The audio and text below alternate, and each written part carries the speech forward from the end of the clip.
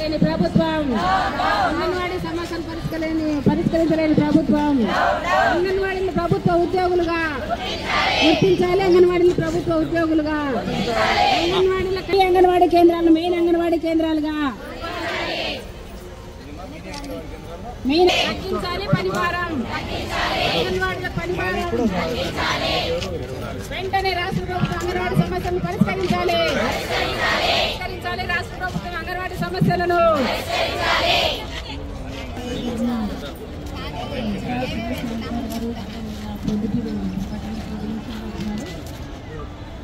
కొంచెం సైలెంట్గా ఉండండి. వాళ్ళు మాట్లాడతారా? ఏం మాట్లాడినా సార్ మీరు కూడా మేనిఫెస్టోలో మాకు ఏం చేస్తారో మీరు ఖచ్చితంగా మీరు మేనిఫెస్టోలో మీ అధినాయకత్వంతో మాట్లాడి అంగన్వాడీ టీచర్లు వర్కర్ల దీక్షలు స్ట్రైకులు వాళ్ళ పనికి గిట్టుబాటు, ఈరోజు వాళ్ళు జీతభత్యాలు, వాళ్ళ ఉద్యోగ భద్రత, జగన్మోహన్ రెడ్డి గారు చేసిన వాగ్దానాలు పూర్తిగా 4 సంవత్సరాల 9 నెలల కాలం గడిచినా ఆయన ఇచ్చిన వాగ్దానాలు ఏది ఒక్కటి కూడా నెరవేరలేదు. కాబట్టి మీరు తొందరగా మా ఉద్యోగ భద్రత కల్పించి మాకు కనీసం 26,000 రూపాయల జీతం ఇవ్వాలని చెప్పి వాళ్ళ డిమాండు ఈరోజు రాష్ట్ర వ్యాప్తంగా స్ట్రైకులు, బంధులు, ధర్నాలు జరుగుతూ ఉన్నాయి.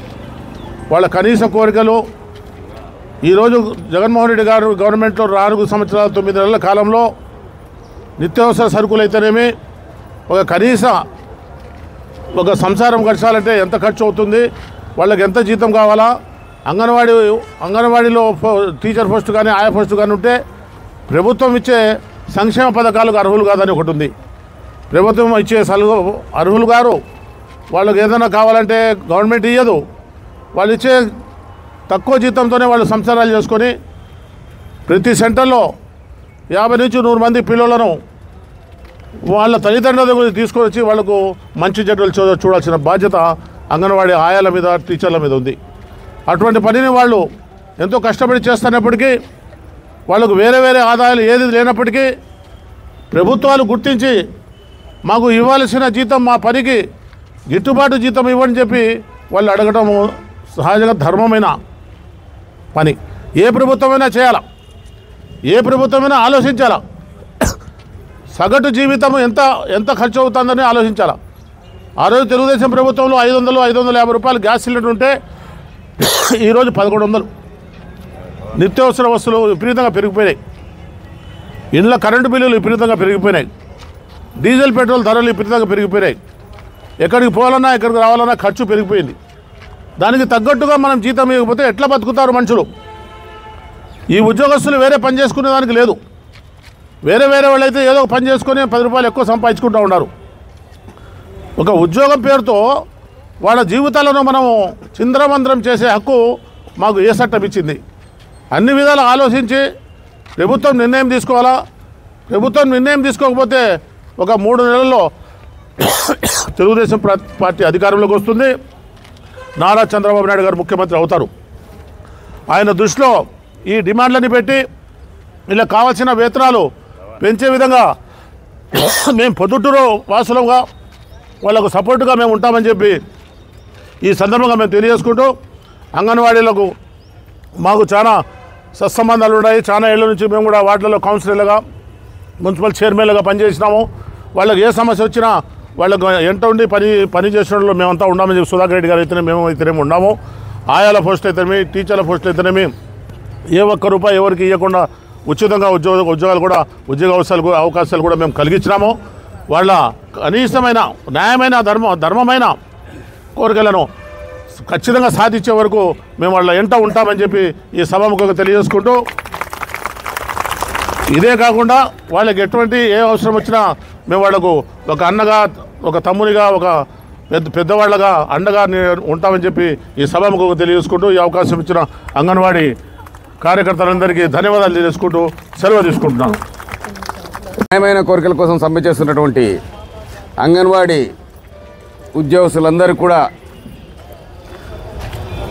మా మద్దతు తెలియజేస్తూ ఈనాటి కార్యక్రమానికి మీకందరు కూడా మీ సమ్మెకు మద్దతు చేసి మీ న్యాయమైన కోరికల పరిష్కారం దిశగా చొరవ తీసుకోవాలని ప్రభుత్వాన్ని కోరేదానికి ఇక్కడికి విచ్చేసినటువంటి సురేష్ నాయుడు గారు, ముక్తియార్ గారు, నాగరాజు గారు, చెన్నయ్య, ఖలీలు, ప్రతి ఒక్కరు కూడా పేరు పేరున ధన్యవాదాలు తెలియజేస్తూ ఈ అంగన్వాడీ ఉద్యోగాలను దాదాపుగా 2005 సంవత్సరంలో ఒకటే రోజు జమ్మడు ఆర్డీఓ గారి సహకారంతో 150 మంది 150 సెంటర్లకు 150 వర్కర్స్ 150 హెల్పర్స్ పోస్ట్ కూడా మేమే మా హయాంలో నేను ముక్తార్ గారే ఇవ్వడం కూడా జరిగింది. వాళ్ళందరూ కూడా ఇప్పుడు చాలామంది పనిచేస్తున్నారు. అయితే కేవలం నా అక్క చెల్లెళ్ళు అంటూ మీ అందరి మీద కపట ప్రేమ కురిపించి అధికారం సంపాదించేదానికి మిమ్మల్ని అందరినీ కూడా పర్మనెంట్ చేస్తాము, మీ జీతాలు పెంచుతామని కళ్ళబొల్లి మాటలు కబుర్లు చెప్పి అధికారం సంపాదించినటువంటి జగన్మోహన్ రెడ్డి ఈరోజు మీకందరికి కూడా తీరని అన్యాయం చేస్తున్నాడు. దాదాపు 4 సంవత్సరాల 9 నెలల ప్రభుత్వ కాలంలో 1000 రూపాయలు మాత్రం జీతం పెంచినాడు. అంతకుముందు చంద్రబాబు నాయుడు ప్రభుత్వంలో 2014 2019 మధ్య 6300 రూపాయలు ప్రతి ఒక్కరికి కూడా జీతం పెంచడం జరిగింది. అదేవిధంగా ఇంటి బాడీ కూడా పెంచడం జరిగింది. ఆ రోజు ఉన్నటువంటి ధరలు ఎట్లున్నాయి, ఈరోజు ధరలు ఎట్లున్నాయి? నువ్వు కరెంటు ఛార్జీలు పెంచుతాయి, బస్ ఛార్జీలు పెంచుతాయి, ఇంటి పన్నులు పెంచుతాయి, నిత్యావసర వస్తువులలో పెంచుతాయి, గ్యాసు పెంచుతాయి. ఇవన్నేమో పెంచుతున్నావు నీ ఆదాయాన్ని నింపుకుంటేదానికి, కానీ జీతం మాత్రం పెరగడంలే.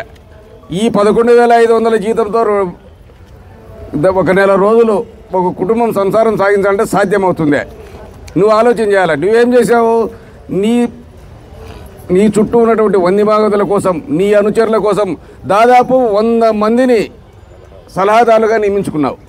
ఈ 100 మందికి ఒక్కొక్కరికి నెలకు 3 లక్షల రూపాయల జీతము, కార్ అలవెన్స్, డ్రైవర్ అలవెన్స్, ఒక పోలీస్ కానిస్టేబుల్ అందరికీ కలిపితే ఒక్కొక్కరి మీద ప్రతి నెల 10 లక్షల రూపాయలు ఖర్చు వస్తుంది. ఆ 10 లక్షల రూపాయల ఖర్చు, ఆ పెట్టే ఖర్చు మీ జీతాలు పెంచేదానికి సరిపోతుంది, వాళ్ళకి ఇచ్చే ఖర్చు. కానీ వాళ్ళేమో ఉండాలా, వాళ్ళందరూ ఎవరు ఏం సలహా చెప్పింది లేదు. ఆడేముంది సలహా చెప్పేది? మిమ్మల్ని చెప్పమంటే మీరు చెప్తారు ఏమ్మా ఎట్లా గవర్నమెంట్ నడుపుకోవాలంటే. ఇప్పుడు ఒక ఇంటిని నడుపుతున్నారు మీరు, 11,500 జీతంతోనే ఒక ఇంటిని నడిపే వాళ్ళకు జగన్మోహన్ రెడ్డి సలహాలు చెప్పలేరా? బ్రహ్మాండంగా చెప్తారు, వాళ్ళ నాయన కూడా చెప్తారు. కాబట్టి వీళ్ళందరి జీతాలు సమాన పనికి సమాన వేతనం అనేది సుప్రీంకోర్టు రూలింగ్ ఇచ్చింది. మీరు పని చేస్తే దానికి జీతం ఇవ్వాలి ఎవరికైనా కూడా. కాబట్టి మీ అందరి జీతాలను కూడా వెంటనే పెంచాలి. 26,000 రూపాయలు జీతం చేయాలి. మీరు ఏం చేస్తున్నారో, మీరు ఏం చేస్తారో, మీ మేనిఫెస్టోలో ఏం పెడతారంటున్నారు. మేము చంద్రబాబు నాయుడు గారితో మాట్లాడి ఖచ్చితంగా అంగన్వాడీ ఉద్యోగస్తులందరికీ కూడా సమాన పనికి సమాన వేతనం ఇచ్చి ఏర్పాటు చేయిస్తాము. ఇది మేనిఫెస్టోలో కూడా పెట్టిస్తాం. ఖచ్చితంగా పెంచుతాం. 6,300 పెంచిన వాళ్ళం ఇప్పుడు పెంచలేమా? ఒక్కసారి మీ జీతాన్ని డబల్ చేశాం. తర్వాత ప్రభుత్వ ఉద్యోగులు కూడా గుర్తించి మీకు అన్ని రకాలైన సౌకర్యము, గ్రాట్యుటీ ఇవన్నీ ఇచ్చేదానికి మీరందరూ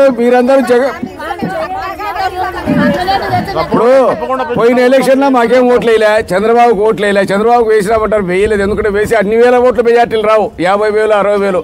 మీరందరూ ఓట్లు వేయండి. మీకు ఖచ్చితంగా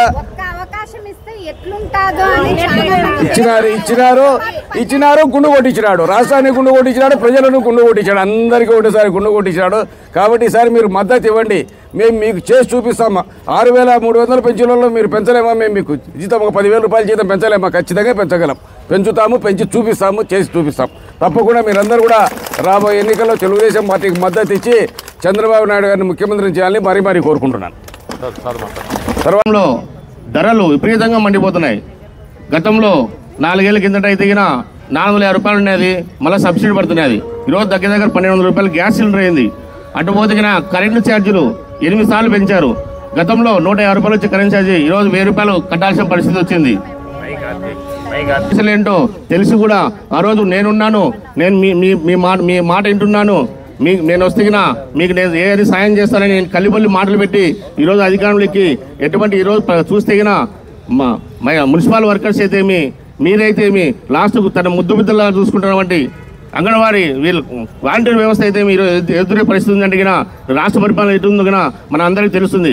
కాబట్టి మహిళలందరూ మీ నిజాదైన కోరికలు ఖచ్చితంగా, మీ డిమాండ్లు ఖచ్చితంగా తీర్చాలని మేము తెలుగుదేశం పార్టీ తరఫున గట్టిగా డిమాండ్ చేస్తున్నాం. అంతేకాకుండా ఎటువంటి సమస్య వచ్చినా కానీ మీరు ఎన్ని రోజులు తీర్చి చేసినా కానీ మేము తెలుగుదేశం పార్టీ అండగా ఉంటుందని మేము హామీ ఇస్తున్నాం. ప్రతి వస్తువు మీద బతకడానికి కావాల్సిన ప్రతి వస్తువు మీద విపరీతంగా పన్నులేసి ఈరోజు మీరిచ్చే డబ్బు సబ్బులకు, పేస్టులకు, నూనెకే సరిపోదు. తినడానికి తిండి లేదు అని చెప్పేసి మీరు ఎంతో బాధతో ఎంతో ఓర్పుతో గత